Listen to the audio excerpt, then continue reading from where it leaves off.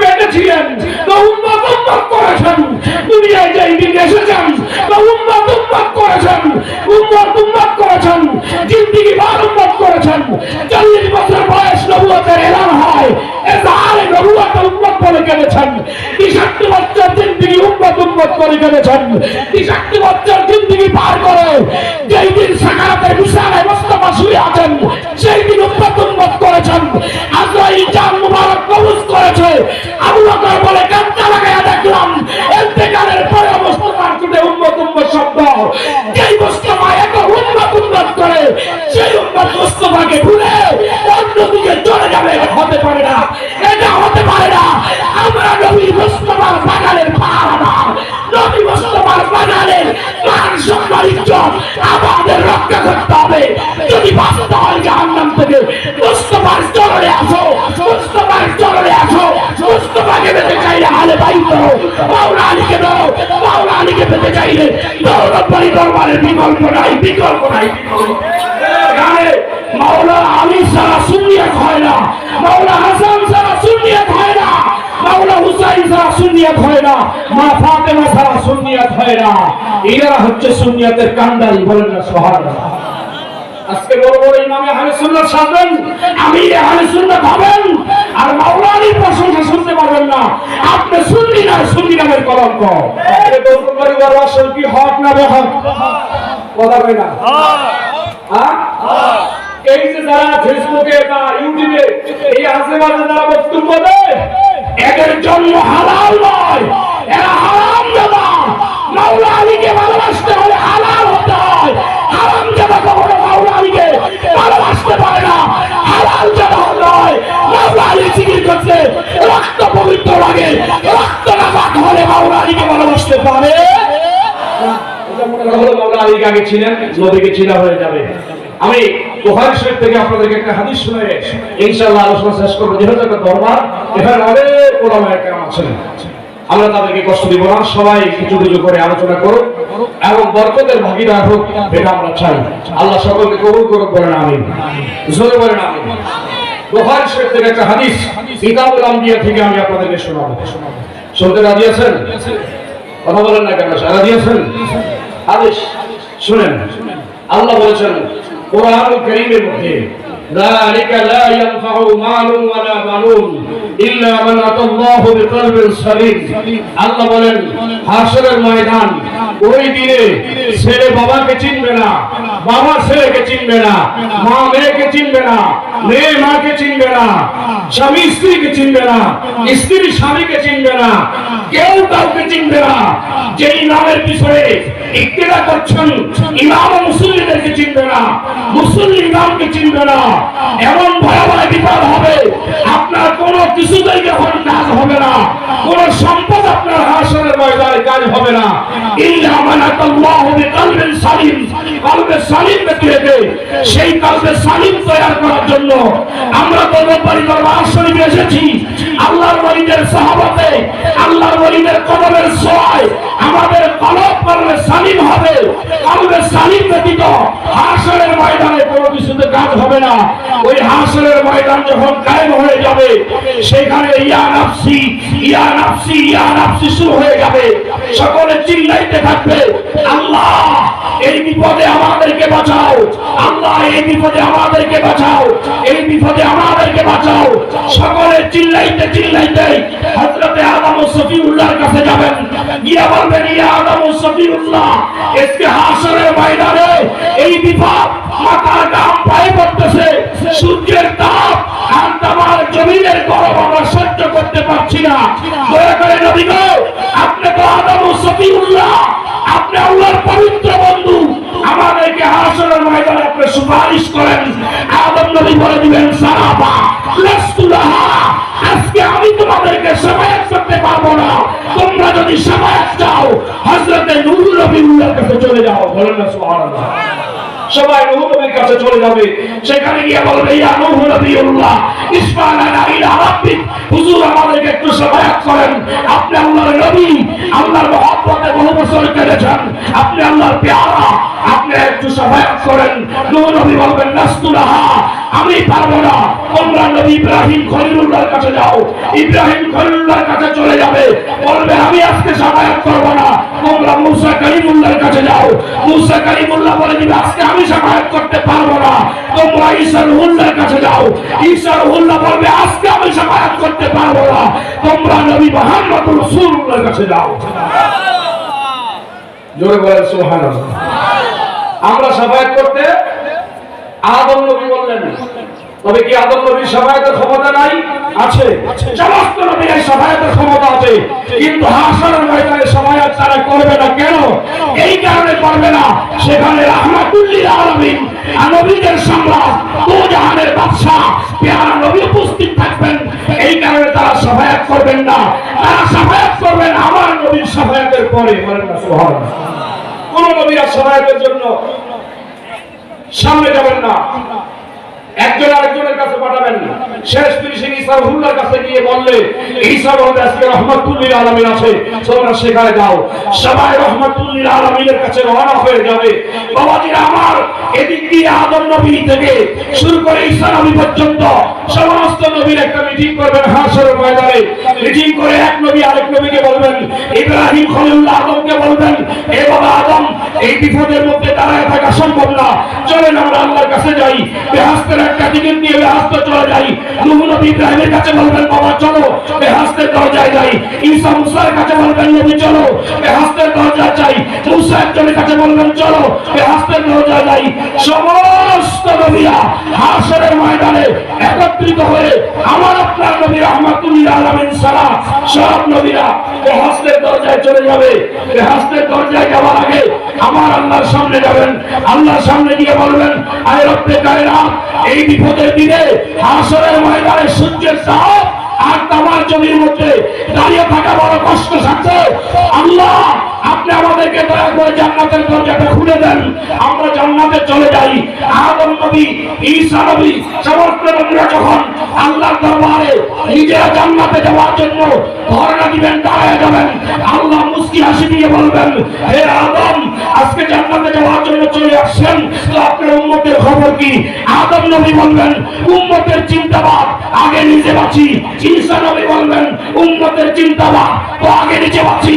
সব নবীরা উম্মতকে ভুলে যাবেন, একমাত্র শুধুমাত্র কেবলমাত্র আমার আপনার নবী রাহমাতুল লিল আলামিন। সব নবীরা যখন উম্মত বাদ দিয়া নিজেরা জান্নাতে যাওয়ার জন্য চেষ্টা করতে থাকবেন, তখন আমার আপনার নবী হাশরের ময়দানে সিজদা দিয়া এই উম্মতের জন্য চিল্লায়ে কাঁদতে থাকবেন। এই নবী কাঁদতে থাকবেন। সেই নবীর মহব্বত অর্জন করার জন্যই, সেই নবীর সাফায়াত পাওয়ার জন্যই আজকে সকল মানুষ পাগল পাড়া হয়ে দৌড় পরিবার শরীফে, ঠিক না ঠিক? সেই নবীর সাফায়াতের জন্য সব নবীরা যখন আল্লাহর কাছে টিকিট চাইবেন, আল্লাহ যখন প্রশ্ন করবেন যে উম্মত ভুলে গেলা, সব নবীরা বলে হ্যাঁ উম্মতের দরকার নাই, আগে নিজেরা চলে যাই। সব নবীরা উম্মত ফলায় রাখা আল্লাহর কাছ থেকে একটা টিকিট নেবেন, জান্নাতের দরজায় চলে যাবেন। জান্নাতের দরজায় দৌড়ে গিয়ে বলবেন, হে রিদওয়ান ফেরেশতা, আল্লাহ নিজে টিকিট দিয়েছে, তোমরা জান্নাতের দরজাটা খুলে দাও। সব নবীরা জান্নাতের দরজায় গিয়ে সিরিয়ালে দাঁড়ায় যাবেন। রিদওয়ান ফেরেশতা আল্লাহর লেখা কাগজটা দেখে বলবেন, হে আদম, হে নূহ, হে মুসা, হে ইব্রাহিম, হে ঈসা, হে সালেহ, হে জাকারিয়া, হে ইয়াকুব, হে ইউসুফ, হে ইসমাঈল, হে ইসহাক, আজকে তোমাদের কারোর জন্য জান্নাতের দরজা খোলা হবে না। মুসা ডাক দিয়ে বলবেন, কেন খুলবেন না? আল্লাহ নিজে 10 টাকা সিলমোহর দিয়ে যে টিকিট দিয়েছেন, তারপরে খুলবেন না কেন? ওই রিদওয়ান ফেরেশতা সারা বাজারে দিবেন, এই টিকিটের মধ্যে যে সার্টিফিকেট নিয়ে আসছো সেইটার মধ্যে আল্লাহর সাইন আছে, কিন্তু আল্লাহ বলেছে যেই সাইন, যেই দস্তক, যেই এর মধ্যে, যেই সার্টিফিকেটের মধ্যে আল্লাহর সাইনের পাশে আখিরি নবী মুস্তাফার সাইন না থাকবে, তার জন্য দরজা খোলা হবে না। আপনারা নবী হতে পারেন, আপনারা যে আল্লাহর সাইন নিয়ে এসেছেন, আল্লাহর সাইনের পাশে আখিরি নবী রাহমাতুল লিল আলামিনের সাইন লাগবে। বলেন না সুবহানাল্লাহ। অন্য নবীরাও বেহেশতের দরজায় গিয়ে আটকে যাবেন, আমার নবীর সাইন ছাড়া, আমার নবীর সাইন ছাড়া সবাই আটকে যাবেন। আপনারা বলেন নবীরাই যদি আমার নবীর সাইন ব্যতীত আটকে যায়, আমরা কি সহজে বুঝতে পারবেন মনে করেন? কথা বলে না। নবীরা আমার নবীর সাইন ব্যতীত আটক হয়ে আছে, আপনারা পারবেন? তা আমরা নবীর শাফায়াত চাই কিনা? সেই শাফায়াত অর্জন করার জন্যই বলি আমার দরবারে। সেই নবীর শাফায়াত কেমনে পাবো সেইটা এখান থেকে শিক্ষা দেওয়া হয়। সব নবীরা বলবে আল্লাহ রেখে দিলেন, তারপরে জান্নাতের দরজা খোলা হবে না, তিনি নবীর সাইন লাগবে, তো নবী এখন কোথায় পাবো? বলেন না সুবহানাল্লাহ। বলে তোমরা ডাইরে গিয়ে দেখো, সব নবীরা ডান দিকে রওনা করবেন, শুধু খালি জান্নাতে যাবে আমার নবীর একটা সাইনের জন্য। বিয়াসাব ভাবতেছেন আনন্দ ফুর্তিতে দিন কাটাইবেন, এরপরে মরে যাবেন মনে হয় শেষ। না না না, শেষ নয়, শেষ নয়, শেষ নয়।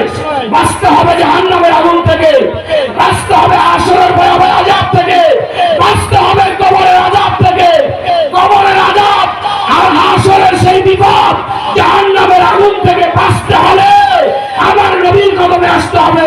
আর নবীর কদম পেতে হলে আহলে বাইতের কদমে যাওয়া ফরজ, আর আহলে বাইতকে চিনার জন্য আউলিয়ায়ে কেরামের কদমে আসা ফরজ। বাঁচার কায়দা নাই, বাঁচতে হলে নবী লাগবে। আল্লাহ বলে দিয়েছেন কুল মুসাকুম আহলিকুম নারা, নিজে বাঁচো জাহান্নামের আগুন থেকে, বাঁচাও নিজের পরিবারকে। কোথায় গিয়ে বাঁচাবেন? বাঁচাইতে হলে নবীর কদম প্রয়োজন। নবীর কদম যদি ধরতে হয় আহলে বাইতের কদম প্রয়োজন, মাওলা আলীর কদম প্রয়োজন, মাওলা আলীকে ধরতে হলে মুর্শিদের কদম প্রয়োজন।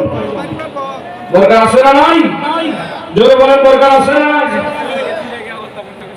সব নবীরা বলবে তাইলে তুমি তো দোজাহারের নবী রাহমাতুল আলামিনের সান নিয়ে আসতে বলছো, এই হাসরের ময়দানে আমরা নবীকে কোথায় পাবো? বলেন ডান দিকে চলে যাও। সব নবীরা ডান দিকে চলে যাবেন। ডান দিকে যেতে যেতে যেতে যেতে যেতে যেতে দেখবেন বিশাল বড় এক পুকুর দেখা যায়, যে পুকুরের নাম হাউজে কাউসার। ওখানে কিছু সাহাবায়ে কেরাম দাঁড়িয়ে থাকবেন, সেখানে সালাম কালাম হবে, জিজ্ঞাসা করবে তোমরা তো আখিরি নবীর সাহাবা, নবী রাহমাতুল আলামিন কোথায় আছে? বলে ডান দিকে চলে যাও। সবাই ডান দিকে চলে যাবেন, গিয়ে দেখবেন মিজানের পাল্লা টানায় আছে, সেখানে গিয়ে দেখবেন কিছু সাহাবায়ে কেরাম, সেখানে জিজ্ঞাসা করা হবে তোমার নবী কোথায় আছে? বলে ডান দিকে চলে যাও। সমস্ত নবীরা আমার নবী দু জাহানের বাদশা রাহমাতুল আলামিনকে খুঁজতে খুঁজতে খুঁজতে খুঁজতে তারা হাসরের ময়দানে সমস্ত সাহাবায়ে কেরামের দর্শন হয়ে যাবে। যাকে জিজ্ঞাসা করবে তিনি বলবে ডাইনে যান, যাকে জিজ্ঞাসা করবে তিনি বলবে ডাইনে যান। অর্থাৎ জান্নাতের দরজা থেকে নবীরা ডাইনে যেতে যেতে গিয়ে দেখবেন বিশাল এক গেট দেখা যায়, যেটার মধ্যে লেখা আছে এটা জাহান্নাম। ওই জাহান্নামের দরজায় গিয়ে সব নবী অবাক হয়ে যাবেন, হায় হায় হায়, আল্লাহর কাছ থেকে লিখিত কাগজ নিয়ে জান্নাতের দরজায় গেলাম, সেখান থেকে ডাইনে আসতে আসতে এখন জাহান্নামের দরজায় এসে গেলাম, এইটা কারবার কি? এই কথা ভাবতে না ভাবতে সমস্ত নবীরা তাকায় দেখবেন জাহান্নামের দুই গেটের মধ্যে চাঁদ সূর্যের চেয়ে বেশি সুন্দর চেহারাদারি, আলো উজ্জ্বল চেহারার মধ্যে সূর্যের চেয়ে বেশি আলো চমকাচ্ছে এমন দুইজন ব্যক্তি জাহান্নামের দরজা দাঁড়ায় রয়েছে। সমস্ত নবীরা বলবে আসসালামু আলাইকুম। ওয়া আলাইকুম আসসালাম। নবীরা বলবে আপনারা কারা দুইজন এখানে দাঁড়ায় আছেন? একজন জোর গলায় বলবেন এই আম্বিয়ায়ে কেরাম আমাদেরকে চিনেন না, আমি হচ্ছি ইমামে হাসান। আরেকজন বলবে আমি হচ্ছি ইমামে হুসাইন।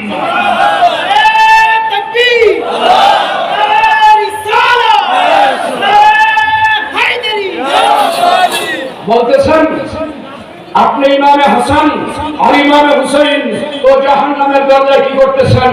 বলে আমরা দাঁড়াই নাই, আমার নানা রাহমাতুল আলামিন আমাদের দুই ভাইকে এই জাহান্নামের দরজায় দাঁড় করায় রাখছেন।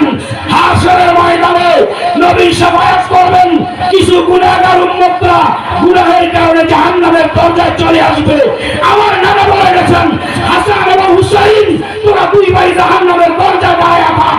আমার ভালোবাসে ওয়ালা, আমার আহলে বাইতকে ভালোবাসে ওয়ালা আমলে কম কিছু মানুষ যদি জাহান্নামে চলে যায়, তোদের দুই ভাইয়ের দায়িত্ব তোরা টেনে করে আমার কাছে নিয়ে আসবি, আমি শাফায়াত করে জান্নাতে নিয়ে যাব। যারা শাফায়াত করবেন তাদের ভালোবাসলে বুঝি শিয়া হয়ে যায়। কথা বলেন না কেন? যাদেরকে ভালোবাসলে সাফায়াত অর্জন হবে রাসূলুল্লাহ, তাদেরকে ভালোবাসলে মানুষ শিয়া হয়ে যায়? বরং ইবনুল আসির নামে একটা কিতাব আছে, খুলে দেখেন, ওইখানে লেখা আছে আনতুমা সাইয়্যিদা শাবাবি আহলিল জান্নাহ ওয়া কুররাতু আইনি আহলিস সুন্নাহ। আমার নবী বলেছেন, এ জগৎবাসী শুনে নাও, আমার বেটা হাসান ও হুসাইন এরা জান্নাতের নওজওয়ানদের সরদার, আর দুনিয়ার জমিনে কুররাতু আইনি আহলিস সুন্নাহ, হাসান এবং হুসাইন হচ্ছে আহলিস সুন্নাহ ওয়াল জামাতের নয়নমণি। আহলে সুন্নাহ ওয়াল জামাতের নয়নমণিকে ইমাম হাসান ও হুসাইন ইবনে আসির মধ্যে হাদিস লাগাতে, যেখানে মাওলানা আলী ছাড়া সুন্নিয়ত হয় না, মাওলানা হাসান ছাড়া সুন্নিয়ত হয় না, মাওলানা হুসাইন ছাড়া সুন্নিয়ত হয় না, মা ফাতেমা ছাড়া সুন্নিয়ত হয় না। এরা হচ্ছে সুন্নিয়তের কান্ডারি। বলেন না সুবহানাল্লাহ। আজকে বড় বড় ইমামে আহলে সুন্নাত সাজবেন, আমির আহলে সুন্নাত হবেন, আর মাওলানার প্রশংসা শুনতে পারবেন না। আপনি সুন্নি না, সুন্নি নামের কলঙ্ক। কথা বলেন ঠিক না ঠিক? দৌলতবাড়ি দরবার শরীফে মাওলানার আলোচনা হয়, এই জন্য আপনার কাছে খারাপ লাগে? কিসের খারাপ? বরং মাওলানা আলীকে যে ভালোবাসে তারা খাঁটি সুন্নি। মাওলানা আলী ছাড়া সুন্নি হয় না। আল্লাহ পাক আমাদেরকে কবুল করুন, বলেন আমিন। জোরে বলেন আমিন। সালাতু সালাম গয় আমার দুর্দশা, লাম গয় আমার কয় নবী মুস্তাফায়, তোমরা যদি যাও গো মদিনায়, সালাতু সালাম গয় আমার দুর্দশা, গয় আমার কয় নবী মুস্তাফায়, তোমরা যদি যাও গো মদিনায়। আল্লাহ কবুল করুন আমিন। মদিনা যাইতে চান নি? কথা বলেন না। মদিনা যাইতে চান? মদিনা যাইতে চাইলে মুর্শিদের কদর লাগবে। আল্লাহ পাক আমার এই পর্যন্ত 20 বার নিছে, 20 বার মদিনা নিছে, এই আহলে বাইতের ভালোবাসার কারণে। আমি গরিব মানুষ, টাকা পয়সা নাই, সারা বাংলাদেশের মধ্যে যদি নিম্ন শ্রেণীর কোনো গরিব থাকে আমি একাই আছি। এরপর আল্লাহ আমার 20 বার নিছে, আমরা তো আরো আগে নিব। এরপরে আমাদের বড় ভাই আজকে আলেম আরে হেকমে হুজুর আল্লামা খাজা আব্দুল শাহ রাহমাতুল্লাহ আলাইহি, ইমাম রাব্বানি আল্লামা আবেশর মাদানী, আল্লামা আব্দুল বারি জাহাদি সহ, ফজলুল করিম নকশবন্দি, এরপর আপনার কি বলে বাকিবিল্লাহ হুজুর সহ, সেই যুগে এই হুজুরে দেখছি ওয়াজ করে, এই যুগে দেখছি এই বয়সে আমাদের এই বয়সে বড়রাও এখন এরকমই আছে। আলহামদুলিল্লাহ, আল্লাহ হুজুরের হায়াতের মধ্যে বরকত দান করুন, বলেন আমিন। হুজুর আছে, তিনি আলোচনা করবেন, আমি সামনে বাড়বো না। আমি 5 মিনিটের মধ্যে শেষ করে দিচ্ছি। শোনেন, সব নবীরা যখন জাহান্নামের দরজায় গিয়ে দেখবেন, ইমাম হাসান হোসেন দাঁড়ায় আছে, জিজ্ঞাসা করবেন আপনারা এখানে দাঁড়াইলেন গুনাহগার উম্মতের জন্য? হ্যাঁ হ্যাঁ, তো আপনার নানা কোথায় আছে? বলে ডান দিকে গিয়ে দেখেন। বলেন না সুবহানাল্লাহ। ইমাম হাসান হোসেন যখন বলবে ডান দিকে যান, সব নবীরা ডান দিকে গিয়ে দেখবেন আরো সহজে সেইখানে আরো সহজের ডান পাশে আমার নবী সেজদা দিয়ে আছেন। বলেন না সুবহানাল্লাহ। আমার নবী সেজদা দিয়ে আছেন, কাঁদতেছেন, রব্বি হাবলি উম্মতি, রব্বি হাবলি উম্মতি। সমস্ত নবীরা গিয়া আমার নবীর পিছনে দাঁড়ায় আছেন। আল্লাহ একটা আওয়াজ দিবেন, ইয়া মুহাম্মাদু ইরফা রাসাক। হুজুর মাথা মুবারক উঠাবেন, নবী মাথা মুবারক উঠাবেন, ফানাজারা ইলাল্লাহ, আল্লাহর দিকে তাকাবেন।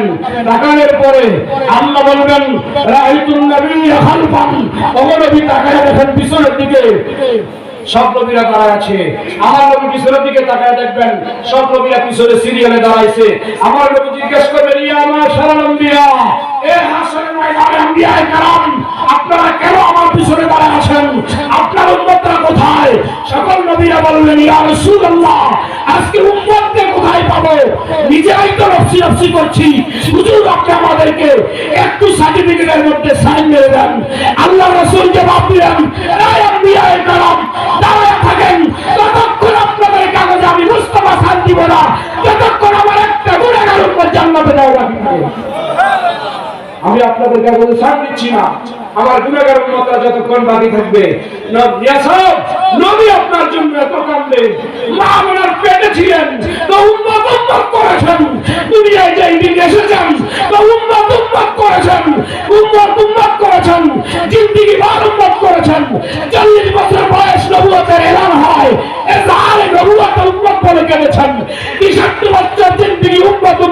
কেঁদেছেন।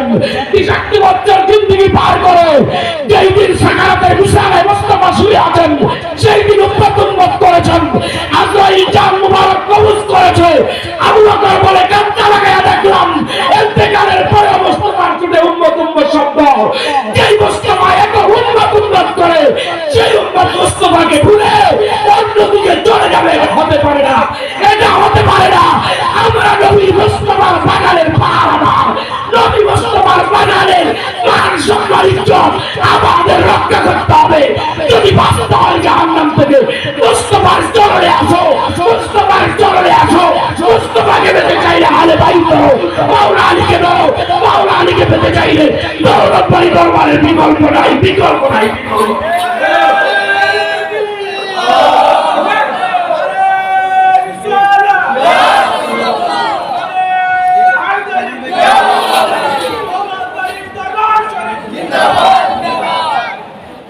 সব নবীরা তারা থাকবেন, নবী সাইড দিবেন না।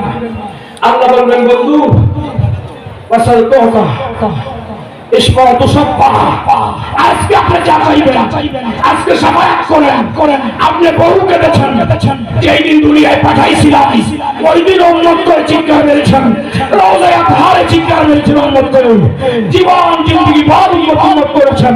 আজকে আপনাকে কান্দে দিচ্ছি না, আজকে যা চান আমি আল্লাহ মঞ্জুর করব। আপনি চাইতে থাকেন, আপনি সাফায়াত করতে থাকেন, আমি আল্লাহ কবুল করতে থাকবো। আমার নবী সাফায়াত শুরু করে দিবেন, এক সেজদায় 70,000 করে দিতে থাকবেন। দিতে দিতে দিতে দিতে রাসূলের লাশ ঘোষণা হচ্ছেন। এখনো রওজা শরীফের পাশে লেখা আছে, রাসূল কারীম আলাইহিস সালাম বলেছেন শাফাআতি লিহালিল কাবায়ের মিন উম্মতি।